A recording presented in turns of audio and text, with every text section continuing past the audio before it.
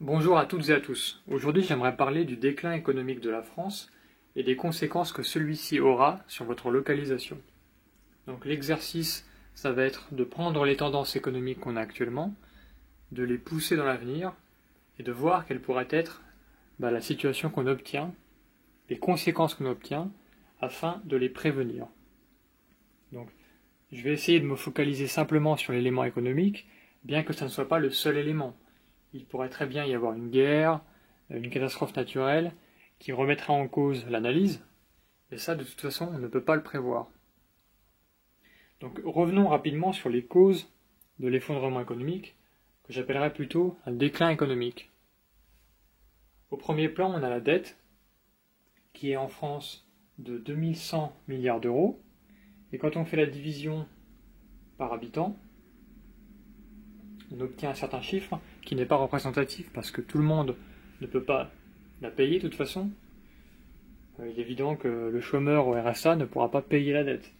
Donc si on ramène ça, par exemple, en proportionnel à un foyer, à un ménage qui paierait 2000 euros d'impôt sur le revenu, ça lui ferait une dette de environ 80 000 euros sur la tête. Donc on a cette dette comme ça qui traîne au-dessus de nous, et qu'on nous dit qu'on devra rembourser. Voilà, donc je ne sais pas comment, sachant que la dette augmente tous les ans puisque le budget de l'État est en déficit primaire. C'est-à-dire qu'avant de rembourser les intérêts de la dette, le budget est déjà en déficit, ce qui n'est pas le cas de l'Italie. Donc l'Italie rembourse petit à petit sa dette, voilà, ce qui n'est pas le cas en France, pour dire un peu l'étendue de la situation. On a aussi une économie qui est fortement axée sur la dépense publique, avec 58% du PIB, ce qui est très élevé. On a un taux fiscal très élevé aussi quand on compte toutes les fiscalités. Je crois que on est très largement dans le top 10 mondial, mais je crois qu'on est aussi dans le top 5 mondial au niveau des prélèvements fiscaux. Et donc en fait, on est dans une espèce d'effet ciseau où d'un côté, on a des dépenses de l'État qui augmentent tout le temps, avec la dette, avec les prestations sociales, avec peut-être aussi la nécessité de se prémunir contre des guerres dans le futur. Et de l'autre côté, on a des recettes qui sont quasiment à leur maximum et qui sont très difficiles à augmenter sans que cela ne nuise au montant absolu des recettes. C'est-à-dire que c'est la fameuse courbe, j'ai oublié le nom, mais au-delà d'un certain taux d'impôt, en fait, le montant global de l'impôt diminue parce que les gens partent, s'exilent fiscalement à l'étranger pour ne pas payer d'impôts. Donc ça marche pour les particuliers et ça marche aussi pour les entreprises. Et si vous avez un coût du travail qui est trop élevé par rapport à vos concurrents, les entreprises ne vont pas produire chez vous. S'il n'y a pas de barrière à l'importation, s'il n'y a pas de taxes sur les importations, et si tout est libre comme ça, si votre espace économique coûte plus cher qu'un autre espace économique, l'entreprise, qui maintenant quasiment toutes sont mondiales, elle va simplement produire ailleurs. Et c'est pas une histoire de moralité, c'est simplement que si vous ne le faites pas, bien un autre concurrent le fera et vous mettra en faillite. Donc vous êtes obligé de le faire.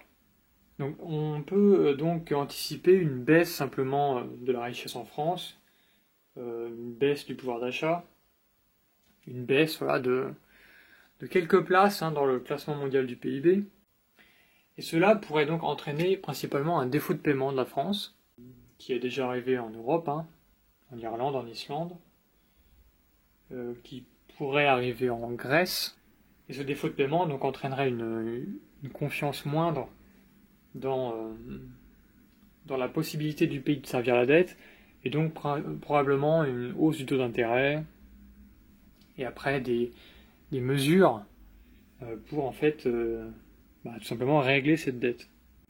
Alors venons-en justement aux conséquences d'une faillite, au moins partielle, de l'État français. Donc on subirait simplement ce qui est déjà subi dans d'autres pays. C'est-à-dire qu'il n'y a pas de scénario de science-fiction. Tout ce qui pourrait arriver, soit arrive déjà maintenant dans d'autres pays, soit est déjà arrivé par le passé. Et donc au niveau des prestations sociales, tout simplement, ce qui se passe en Grèce, où on a les retraites qui baissent, le taux de cotisation qui augmente, la durée de cotisation qui augmente, le salaire des fonctionnaires qui est gelé, les minima sociaux qui sont baissés, etc., etc. L'état social qui est donc dépecé. Et le problème en France, c'est qu'il y a tellement de personnes qui sont dépendantes, soit totalement, soit partiellement, à l'état social, que l'État ne peut pas tout baisser d'un seul coup sans qu'il y ait de conséquences. Il y a un point qui est très difficilement négociable, c'est celui donc de ces prestations sociales qui sont difficiles à baisser, ce qui pourrait entraîner des troubles publics. Ensuite, les conséquences au niveau service de sécurité, elles sont très simples. C'est une diminution du budget de la police, des pompiers, etc. Donc, quand vous voyez un cambrioleur à midi qui entre chez vous, vous appelez la police à midi 1, et la police arrive chez vous à 13h35, voilà, en Dacia Sandero, et probablement le cambriolage a déjà eu lieu, et la police ne pourra rien faire parce qu'elle est débordée de travail. Parce que si on conjugue une baisse des moyens avec une hausse de la délinquance, notamment des vols et des agressions, qui est la résultante de la baisse de l'état social, vous vous rendez bien compte que vous n'aurez pas le même service que vous avez par exemple actuellement.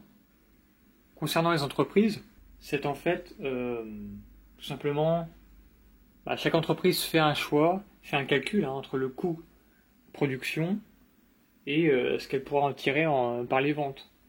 Et elle ajuste comme ça, grâce à la mondialisation, ses sites de production, ses sites de vente, et ça n'est aucunement gênant pour une entreprise de produire en Asie pour vendre en Europe.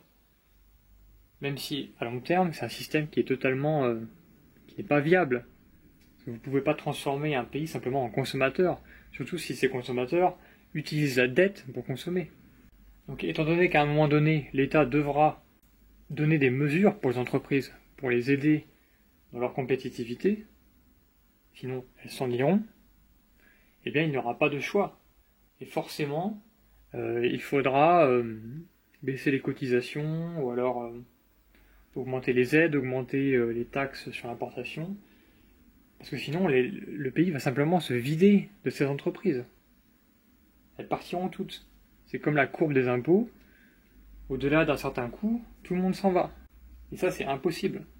Enfin, ça peut arriver, mais pour un État, c'est vraiment la dernière chose à avoir au niveau économique. Donc c'est l'État social qui trinquera, ça ne sera pas les entreprises. Alors maintenant, on va passer au niveau des conséquences qu'un déclin économique pourrait avoir sur le logement. Alors la première des conséquences, ça sera pour les logements isolés, notamment ceux qui sont en campagne, donc simplement quelques pâtés de maison, voire des fermiers. On le voit en Afrique du Sud, on a des meurtres très violents, des cambriolages très violents dans ces zones-là, simplement parce que la police met tellement de temps à arriver que ça devient opportun pour les voleurs, etc., d'aller cambrioler ces zones-là, parce qu'ils ne risquent rien. Toujours ce rapport coût-bénéfice. Et donc ça pourrait arriver en France, simplement si la police n'a plus assez de budget.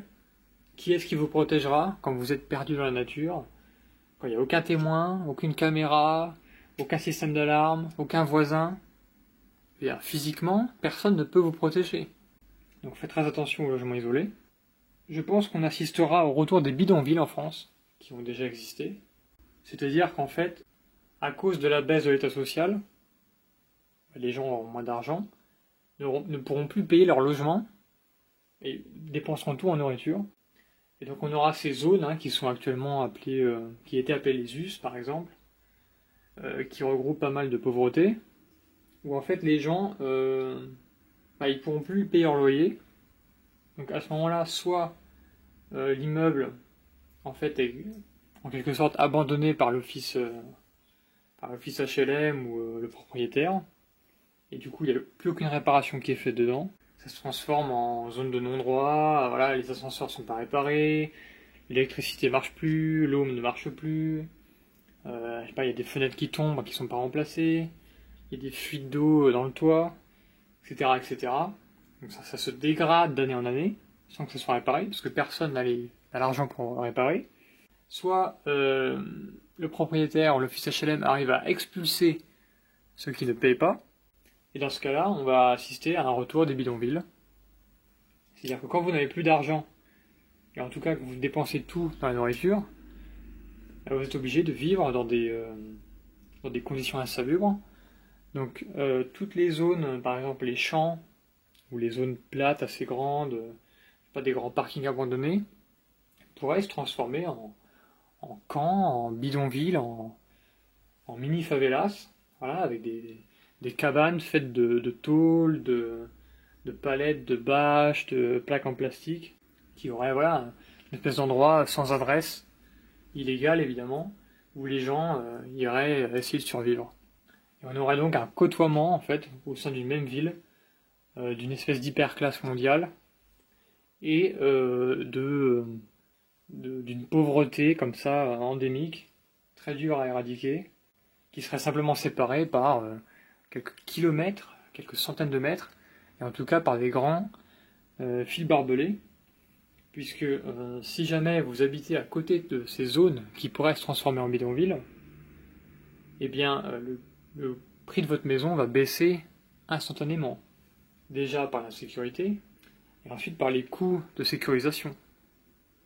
Et peut-être même que votre maison n'est pas sécurisable, parce que la densité est trop faible, donc vous ne pouvez pas en fait, transformer votre bloc de maison en résidence sécurisée.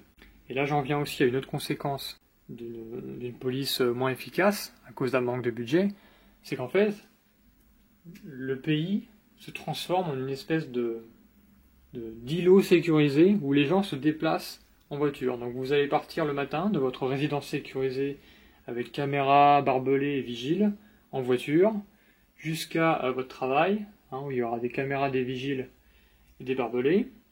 Ensuite vous irez en voiture de votre travail au centre commercial où il y aura sûrement une aire de jeu pour les enfants, etc. pour qu'ils puissent quand même avoir une petite activité qui elle aussi sera sécurisée avec des barbelés, des vigiles et des caméras. Et ensuite vous retournerez dans votre résidence. Et vous ferez des sauts comme ça en voiture, un peu comme ce qu'on voit dans certains endroits au Brésil ou en Afrique du Sud. Et en dehors de ces zones-là, ça sera très dangereux. Vous serez une cible de vol, même en voiture, vous pourrez très bien être carjacké. Alors je ne sais pas si on arrivera jusqu'au kidnapping, mais on ne sait jamais. Et d'ailleurs, c'est là qu'on voit le caractère invivable de cette situation. C'est que dépendant de la voiture veut dire dépendant aux énergies fossiles. Et donc si jamais il y a une explosion, un pic pétrolier, ou le détroit d'Ormuz qui est bloqué par une flotte ennemie, etc., et bien vous allez être dans une prison permanente, en fait, même dans votre voiture, puisque vous allez être obligé de dépenser, 20% de votre salaire pour pouvoir faire tourner votre voiture. Donc vous imaginez la qualité de vie que cela représente. Alors ensuite, les endroits qui permettent l'autonomie alimentaire. Alors sans qu'il soit très isolé, on peut penser que une maison avec 3000, 4000 mètres carrés de jardin soit assez prisée. Donc une maison qui est encore reliée par les transports en commun, mais qui est quand même assez excentrée. Voilà, qui pourra permettre d'avoir une autonomie. Ça c'est possible, que ce genre d'endroit prenne de la valeur.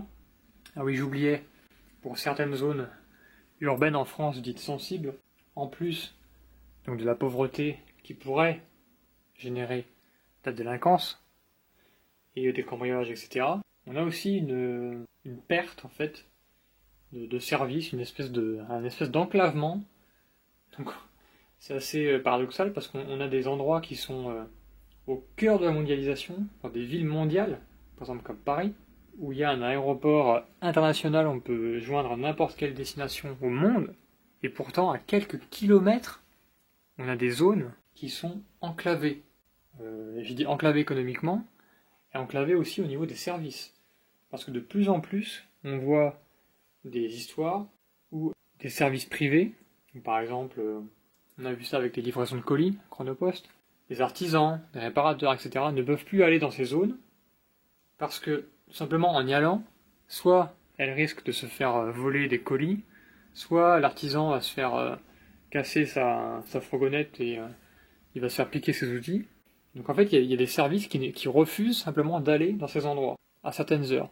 Donc ça, c'est du côté privé, mais aussi du côté public.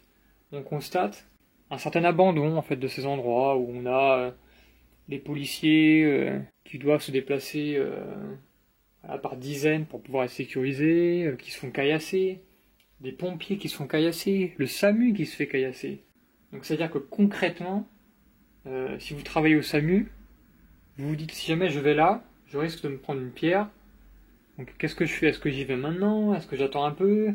Est-ce que je dois attendre 20 minutes le temps qu'il y ait une escorte policière qui vienne avec moi? Donc vous voyez bien que tout ça entraîne une perte de service et une dégradation du service à cet endroit-là. Donc si vous habitez dans cet endroit-là, vous risquez de voir votre ambulance arriver 1 heure après que vous l'ayez appelée. Alors que vous habitez à quelques kilomètres peut-être de l'endroit où le président de votre pays vit. C'est quand même... Voilà, ça c'est aussi pour le côté côtoiement de l'extrême pauvreté, de l'extrême délinquance et de l'hyperclasse mondialisée.